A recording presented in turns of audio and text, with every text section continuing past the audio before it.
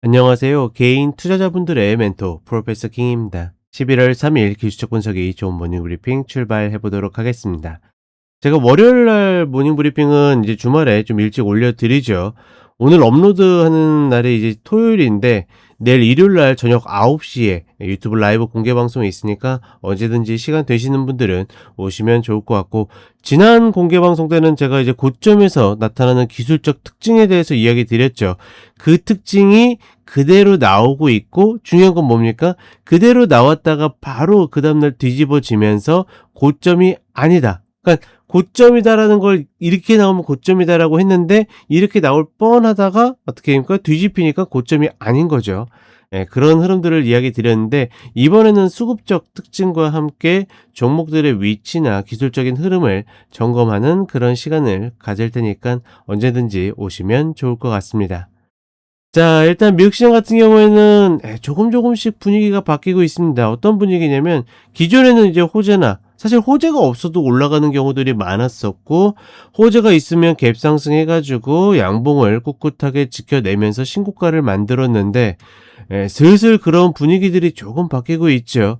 기대감으로 갭 상승했었던 흐름들이 자꾸 음봉이 좀 반복되는 그런 모습들을 보여주고 있다. 다만 우리가 생각했었던 것보다 그렇게 조정이 계속 오지 않는 가장 큰 이유는 뭐다? 엔비디아다. 기존에 한번 이야기 드렸던 걸 기억하시는지 모르겠지만, 엔비디아가 처음 시가총액 1위를 탈환했을 때 드렸던 이야기가, 이거는 일시적이다. 다시 물량 소화를 해서 아래 내려갔다가 올라올 것이다 라고 했는데, 결국은 다시 3위로 밀려 내렸다가 수개월 조정을 받고서 다시 1위를 탈환한 이후에 나름대로 이제 자리를 잡아가지고 가고 있죠. 결국 엔비디아가 이렇게 탄탄하게 올라왔기 때문에 사실 호재로 올라갔다 그 호재가 사실이 아니어도 잘 밀리지 않는 그런 특성을 좀 가지고 있습니다.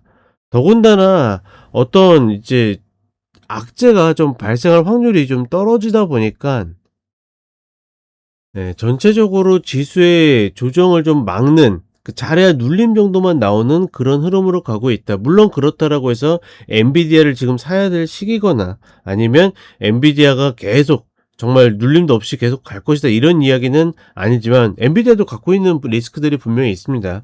다만 지금 지수적으로 봤을 때는 이쪽에서 탄탄하게 잡고 있기 때문에 웬만해서는 좀 밀리지 않고 있다. 다만 시장 전체적인 분위기가 계속, 좋으나 나쁘나 악재가 있으나 뭐나 계속 상승을 분위기를 만들었던 흐름들이 점차 이제 그 흐름들이 밸류에이션의 부담으로 오면서 음봉이 좀 만들어지고 있다라는 거, 이런 부분들을 봤을 때는 얼마든지 좀 눌림이 나올 수 있는 자리다, 뭐 이렇게 좀 볼 수 있고, 다만 지금 조정이 나와도 그 폭이 너무 얕기 때문에 사실 신규 입장에서는 여전히 더 올라가든 뭐하든 웬만해서는 최소한 일봉상 120평이라도 닿아야 좀 고민이라도 해보지, 그렇지 않다라고 그러면 막연하게 접근하기는 좀 어렵지 않을까, 뭐 이렇게 판단하고 있고, 한국 시장 같은 경우에는 계속 이야기 드리는 부분이죠.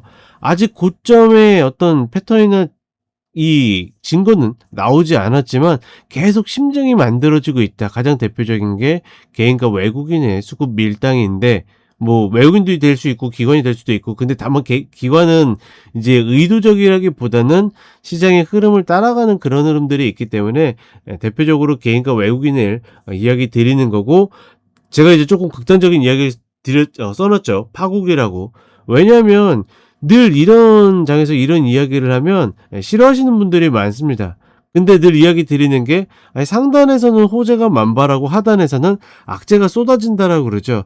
분명히 상단에서 꺾여 내려가는데 호재들이 만발하고 있는 그런 경우들이 많았고, 하단에서 이제 추세 돌려가지고 올라가는데 여전히 악재가 쏟아지는 경우들이 많았습니다. 이런 것들을 봤을 때는 너무나 단순하게 지금 시장에 막 좋은 뉴스들이 막 쏟아진다라고 해가지고 함부로 들어갈 자리는 아니어 보인다. 단순히 4천원 올라왔기 때문이 아니라 이런 이제 심증들이 하나하나 있고, 이제 방점을 찍어야죠.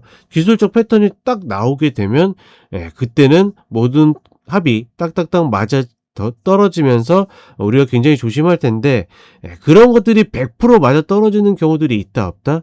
당연히 없습니다. 100%라기보다는 조금 맞는 듯 모자란 듯 이런 흐름들이 나왔을 때부터 조심하면 걸려들 일이 없는데, 그런 것들 무시하고서 가다가 말 그대로 고점에서 물리는 경우들이, 그러니까 뒤돌아보면 '우와 내가 저기서 왜 매수했지?'라고 하지만, 그런 케이스들이 많은 이유 중에 하나가 이러한 이제 수급 밀당에 당하는 경우들이 많기 때문이다. 그렇기 때문에 여기에서 막 3% 5%만 더 먹고자 들어가는 것들은 가급적 지양하셨으면 좋겠다. 이렇게 이야기를 드리고 싶습니다. 자, 그럼 간단하게 차트 보도록 하겠습니다.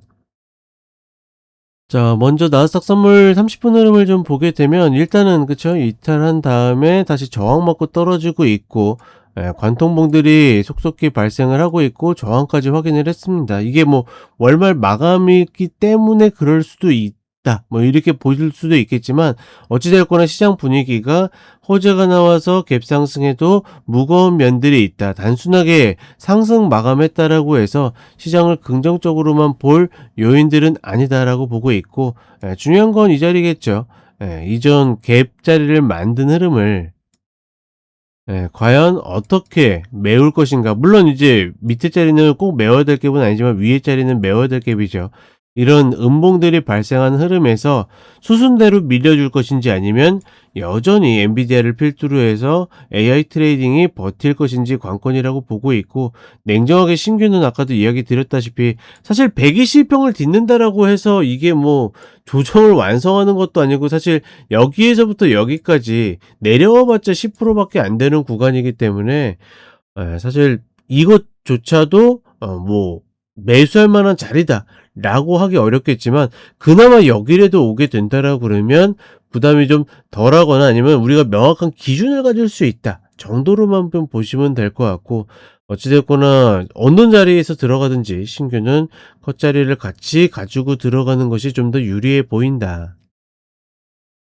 그리고 한국 시장으로 오게 되면 여전히 뭐 고점이라는 증거는 나오지 않고 있고, 예를 들어서 이런 윗꼬리 음봉 발생 이후에 갭 상승에서 다시 감싸는 하락 장악형 장대의 음봉, 뭐 이런 것들이 발생한다라 그러면 모르겠지만, 그런 거 없이 단순히 윗꼬리 음봉만 보고서 저거 고점 아닌가? 라고 생각할 이유는 전혀 없다라고 보고 있고, 어찌되었거나 지금 주도주들이 또다시 한 템포 기어를 높이면서 순환을 하고 있고, 뭐 여기에 다시 2차 현지까지 다시 들어와 가지고 한 바퀴 또 돌고 나면 그때 나오는 패턴을 좀 유심히 봐야 된다.